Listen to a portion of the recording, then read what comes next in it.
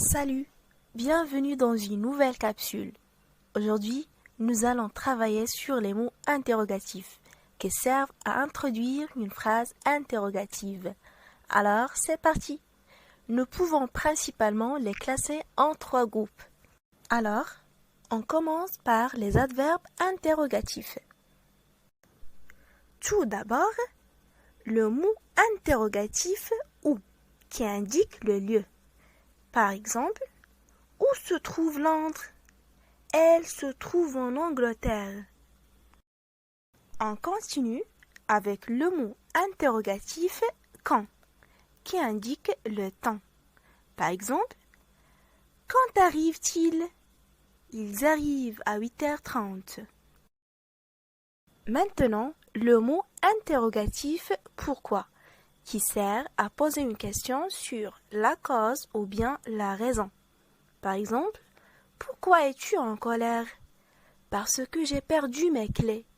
Il y a aussi le mot interrogatif comment, qui sert à poser une question autour de la manière ou bien la façon de se sentir, d'être ou de faire quelque chose. Par exemple, comment allez-vous à l'école? Nous allons en bus scolaire. Il y a également le mot interrogatif combien, qui sert à poser une question sur la quantité. Par exemple, combien as-tu de frères? J'ai 2 frères.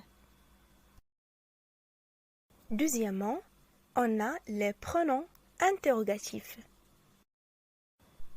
Alors on distingue le mot interrogatif qui indique la personne. Par exemple, qui est là? C'est moi, Sihan. Alors, que, quoi, ça remplace la chose sur laquelle on pose la question. Par exemple, que vas-tu faire? Je vais faire mes devoirs. Vous attendez quoi? Nous attendons le train. On trouve aussi les pronoms, lequel masculin singulier, lesquels masculin pluriel, laquelle féminin singulier, lesquels féminin pluriel. Et ça indique le choix.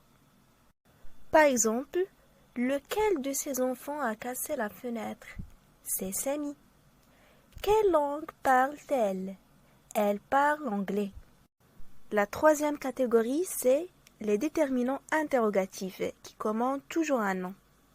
Alors on a quel masculin singulier, quel masculin pluriel, quel féminin singulier et quel c'est féminin pluriel. Et ils sont toujours placés devant un nom. Donc, ça indique le choix.